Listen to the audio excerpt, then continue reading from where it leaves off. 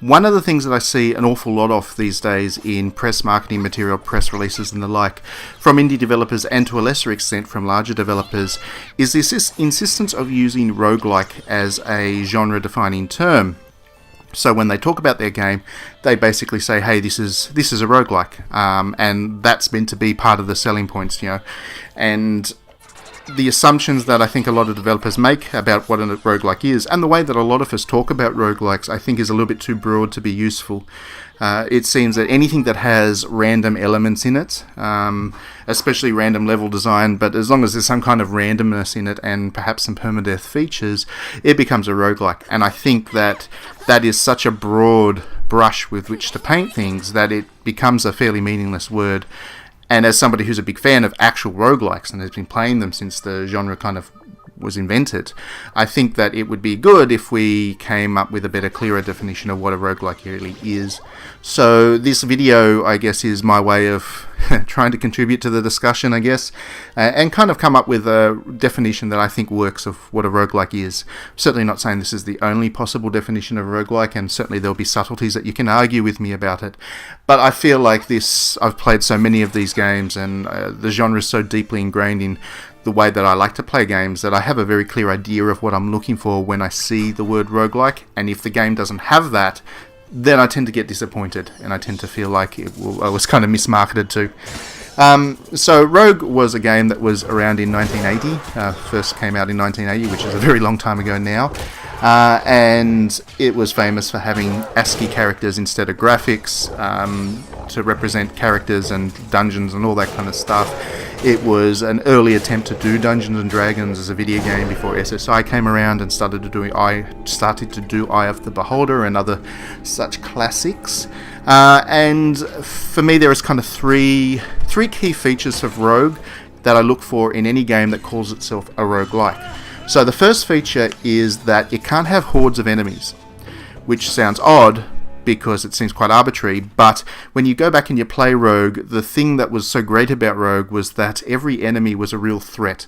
So you go into a new room quite apprehensive about what you're coming up against because it was randomized, and you would be there facing, you'd see one enemy and it would be just a ASCII character, so it would look humble, but you'd know that you're in for a tough fight because the enemies tended to scale at a faster rate than your own character. So if you weren't really clever about the equipment that you're picking up and using, the resources that you had access to, and all of that kind of stuff, you're in for a really tough time.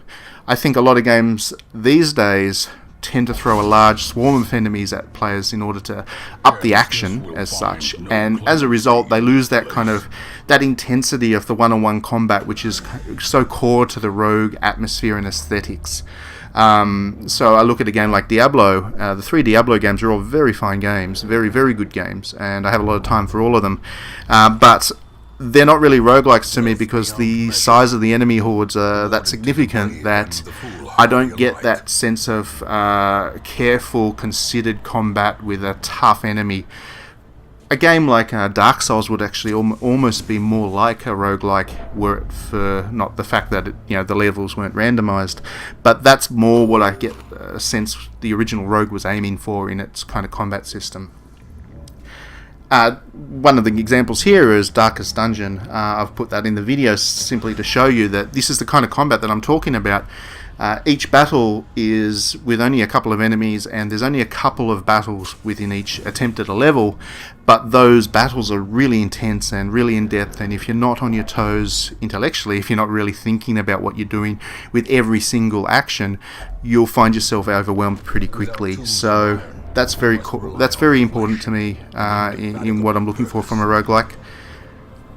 The next thing I want to bring up is the way that loot works, because I think that a lot of games get very loot heavy in the modern era and constantly throw new shiny things at the player for them to pick up. But again, Rogue was a very kind of grim, kind of dark aesthetic. It was very low powered in the sense that what loot you did find, a potion here, a magic weapon here, you're kind of hoping they weren't cursed because you weren't getting a lot of them and you needed to make the most of what you did get. And there was a lot of thinking as you are playing about, should I use this in this battle, or should I try and save it, knowing that, you know, there's going to be another battle down the track and it's going to get harder and harder.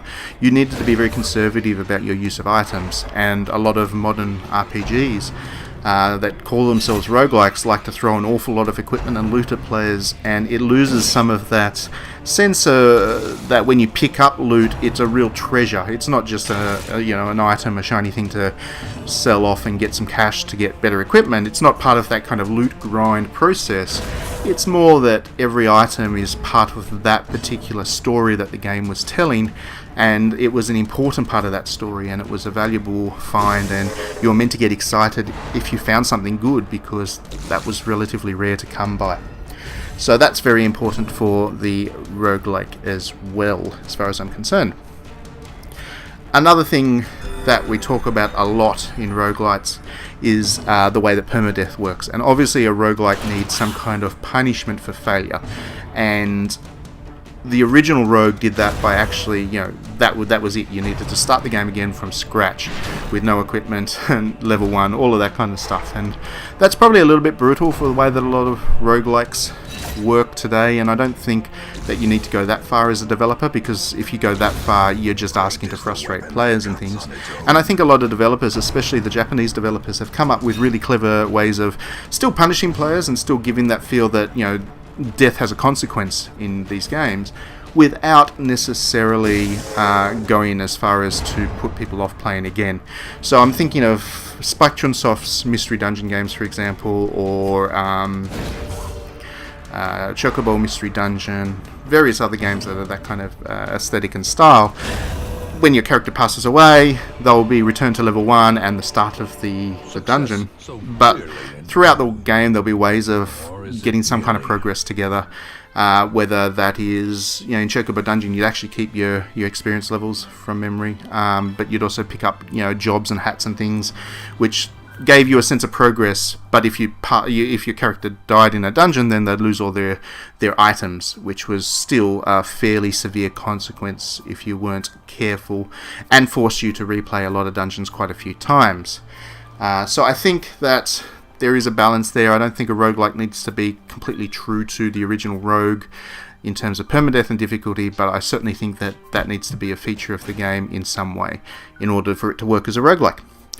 There are other bits and pieces, like level design obviously needs to be randomized, but I don't think random level design is particularly critical in a roguelike, because it's so common now in so many games that it doesn't really have any meaning in and of itself. Procedural generation is quite easy in development to do, and is a good way of adding longevity to the game, so a lot of developers do it, but it in itself doesn't make for a roguelike. It's how all the other pieces kind of come together within that procedural world that makes a roguelike a roguelike.